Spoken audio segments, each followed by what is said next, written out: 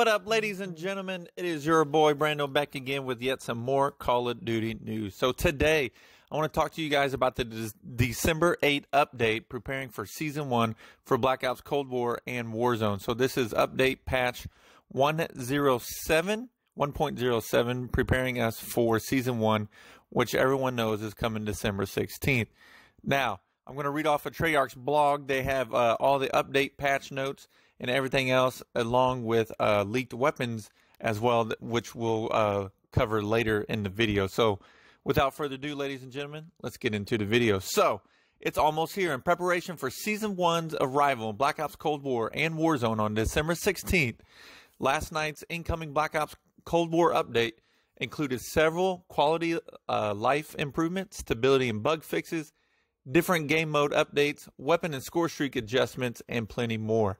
As a reminder, you can also check out some of the issues that Treyarch is dealing with on their Trello board as well. So I'll leave a link down in the description below for the Treyarch blog. Also, in their blog, they have a link for the Trello board, which shows what different things that they're working on in the game and what they're aware of. So, in addition to a host of gameplay improvements and fixes in zombies, the update also adds new Season 1 intel to Die Maschine and Onslaught as a sneak peek of what's to come for zombies players.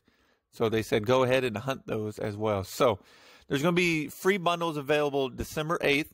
To thank everyone for their patience as Treyarch makes the final preparations for Season 1, they are gifting free personalization items to all Black Ops Cold War players in one preseason offer.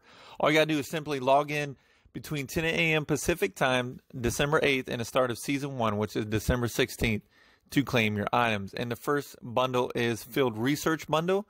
It includes one Epic Operator skin for Park, one Epic SMG Blueprint, one Epic Reticle Calling Card, and a Weapon Charm as well. And the other Certified Bundle is the other free bundle, and you get an Operator skin for Garcia, one Rare Assault Rifle Weapon Blueprint, one Epic Reticle, and one Epic Weapon Charm. Now, they also go over different playlists that is going to happen as well. Motherland, Mosh Pit, and Double XP and Double Weapon XP weekend is coming. So, a part of this update, Treyarch is introducing their new Motherland Mosh Pit playlist featuring TDM, Domination, Kill Confirm, and Hardpoint on both Moscow and Crossroads Strike. Hardcore Motherland Mosh Pit will also be available in Quick Play, featuring Hardcore TDM, Domination, and Kill Confirmed. So jump in starting tomorrow, and no worries, Nuketown fans. Nuketown 84 is still available in Core and Hardcore map lists, and the Nuketown 24/7 playlist will return with a special twist in Season 1. So it appears that Nuketown 24/7 playlist has disappeared with this new update, but Nuketown is going to return, and the rumors are that it's going to be Nuketown Christmas time. We're going to have some snow on the ground and Christmas lights everywhere. So definitely stay tuned to this channel, guys. As soon as Christmas Nuketown comes out, we'll do some gameplay, and you guys can watch and see what it looks like. So here is what is in the update so far. So they have added global stability fixes. They added crash fixes related to ray tracing on next-gen consoles, so that probably helps my game stop crashing my PS5. So we'll see after playing today. And there's also general stability improvement. For progression, they've addressed an issue where prestige levels and prestige icons could display inaccurately in lobby menus. They also addressed an issue where the prestige 1 icon could display in place of the commander rank icon in their after action report. And for the user interface fixes, they address multiple issues for breadcrumbs appearing incorrectly throughout the lobby menus. And they also address an issue where the reward animation could sometimes appear corrupted in the after action report. Now, the different fixes that they added for multiplayer, they add a new playlist, like I said earlier, the Motherland Mosh Pit. They also did some fixes for progression on camos. They addressed an issue where mastery camos were not progressing properly for some players despite being earned. And they reduced the number of kills without dying from 3 to 2 for launcher and N79 camo challenges. Now, for game modes, they adjusted some spawns for Hardpoint and Checkmate. They adjusted the spawns for zones 1, 3, and 4. And they also resolved an issue where the Hardpoint could be captured behind a crate on zone 4. Now, in Garrison, they adjusted a zone 1 to provide more balanced cover for both teams and adjusted spawns for zones 2 and 3. They always address different spawns because they're tired of spawn campers and killing also you, the users. So for Crossroads Strike, they adjusted spawns for all hardpoint zones. They moved Zone 4 to the adjacent tents to provide more opportunities for the attacking team. And in Moscow, they removed spawns near the back statue for Zone 3. For the control game mode in Moscow, they adjusted attacker spawns to reduce travel time to objectives.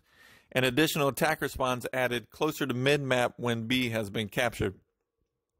In Miami, they also adjusted attacker spawns to reduce travel time to objectives. And in Checkmate, they adjusted attacker spawns to reduce travel time to objectives as well. Now, for Fireteam Dirty Mode game mode, for the gameplay, they reduced spawn protection time to reduce frequency of protection nullifying explosives, i.e. the war machine, for extended periods of time. They also addressed an issue where players could collide when redeploying from a squad wipe, and addressed an issue where players could land on each other and die if they waited until they were auto-deployed during infill. There was also an issue where players could get stuck by mantling in certain spots on Alpine, and where containers could spawn inside objects as well. Now for score streaks, they reduced spawn rates of the gunship, chopper gunner, and VTOL escort. They addressed an issue where the cruise missile HUD effects could be seen in the redeploy menu as well. And for vehicles, they addressed an issue where the Hind could exit the playable space in Alpine. And for HUD issues, they had an issue where dust and threat perception effects could display on the overhead camera and mess your point of view up. For party invites, they addressed an issue with party invites in Fireteam Dirty Bomb. Hopefully they adjusted invites for zombies as well as multiplayer, because it's been hard to add people into the game. For custom games, they added options in custom game score streak settings for score and reset on death and score streak death penalty, allowing players to set the percentage of score loss on death from 0% to 100%. And round-based modes, they addressed an issue where players could be kicked for inactivity while spectating in round-based modes. Now, for weapons adjustments, for visuals, they added polish to visual kickback when hip-firing weapons. For the Howler 77, they addressed an animation issue with the Howler 77 when firing the last shot while aiming down the sights. For launchers, they addressed an issue where launchers could lock into stationary turrets and combined arms. And different optics on weapons, they addressed an issue that could prevent thermal scopes from showing a thermal overlay when riding on a vehicle. Now, they adjusted some issues with score streaks. For the care package explosion will no longer damage teammates in hardcore mode. And they also addressed an issue that could cause the care package to go through the roof in Checkmate. For the combat bow, they addressed an issue where the tactical mask icon would incorrectly display when damaging enemies with the combat bow. And for the cruise missile, they addressed an issue where damaging a cruise missile would not display as a hit marker. And the VTOL escort addressed an issue with the VTOL escort camera when it would be destroyed from going out of bounds. And for the chopper gunner will now follow its correct shorter path on Crossroads Strike instead of its wider path from combined arms. Now, different maps, they fixed issues on Crossroads. Parachutes can now be activated where applicable in all modes in Crossroads. And they added a unique 6x6 intermission camera on Crossroads Strike. Now, on the Armada map, parachutes can now be activated where applicable in all modes in Armada. On the Garrison map, they addressed an issue where one of the explosive barrels would never detonate in Garrison. They also fixed some issues with field grades. For the trophy system, the trophy system will now destroy incoming trophy systems, address an issue where the trophy system occasionally would not destroy incoming projectiles. And they addressed an issue where shooting your own trophy system could show enemy infantry hit markers as well.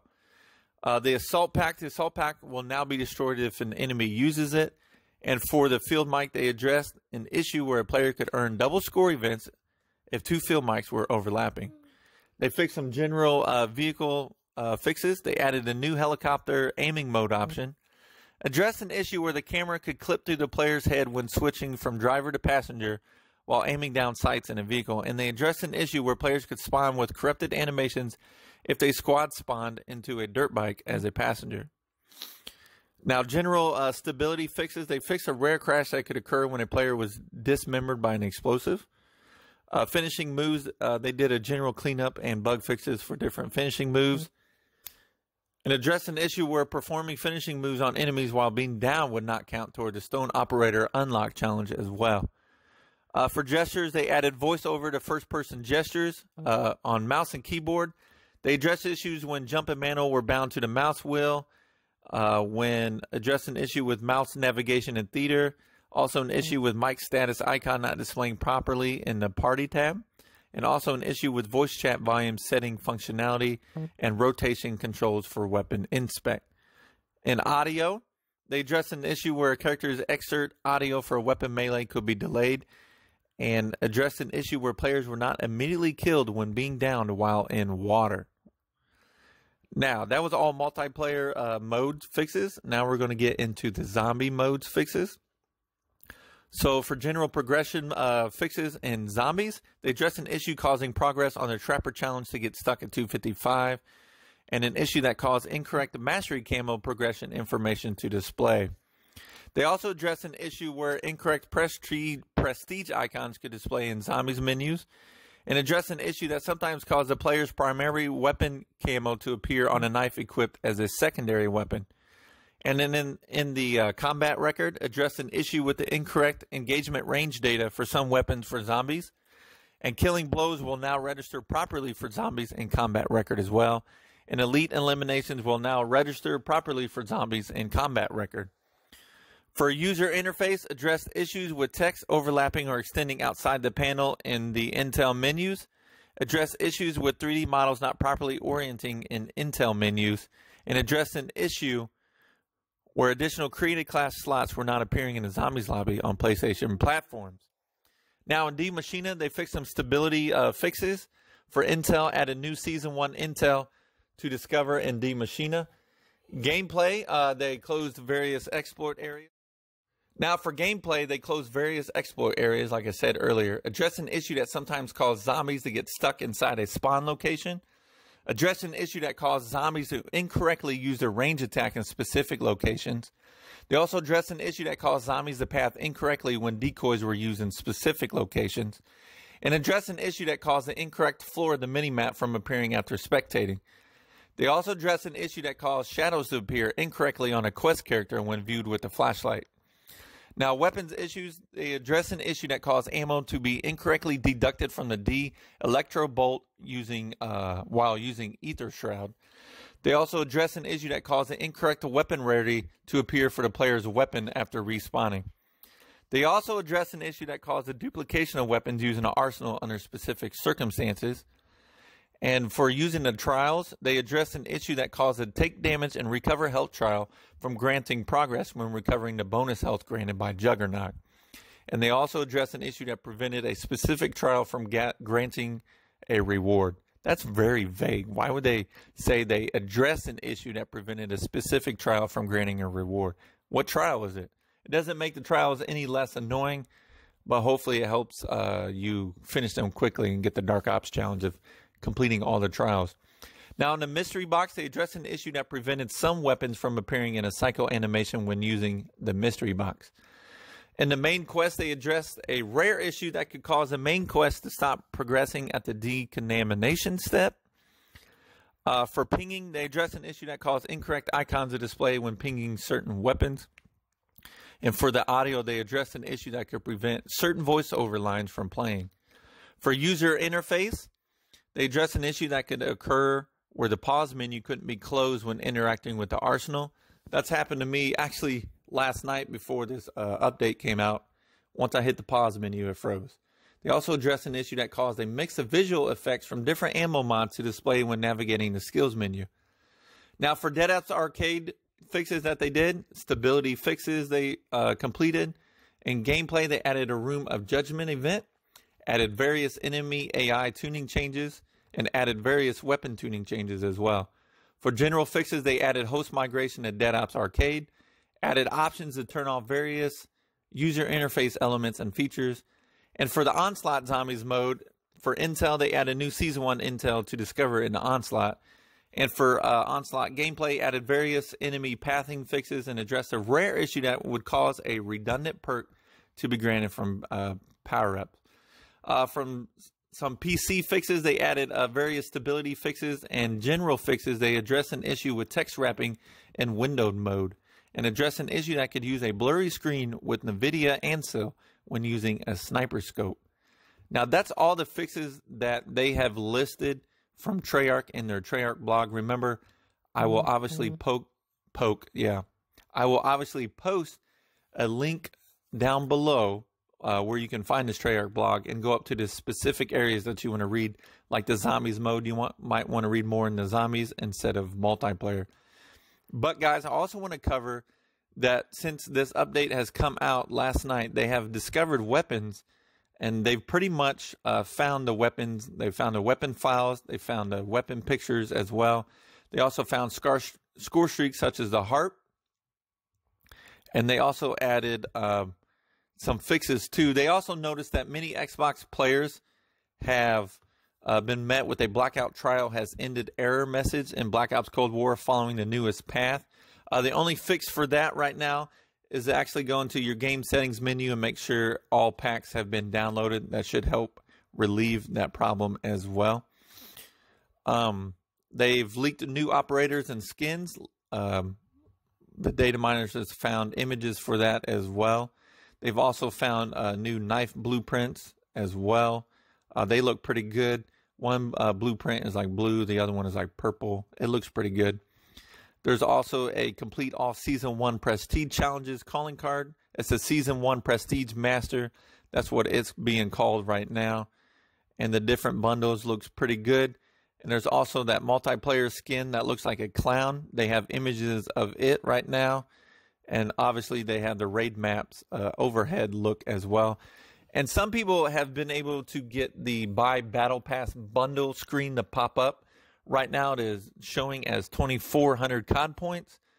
And you'll be able to actually get tier skips as well as the Battle Pass bundle. They have a special bundle where you'll be able to do that as well. Now, that's pretty much all I have for you guys today. 2 new weapons have been confirmed to coming. It should be the Mac 11 along with, I want to say there's an Uzi that is coming as well. I forget what the name of it is coming, but the weapon skins look pretty good. There's also an AR weapon skin coming as well, and it looks like the FFAR skin. But other than that, guys, that's all I have for you today. Hopefully you guys enjoyed the video. Smash that like button. Please subscribe if you're new to the channel. Hit the notification button, guys, so you guys are never missing out on any uploads. All right.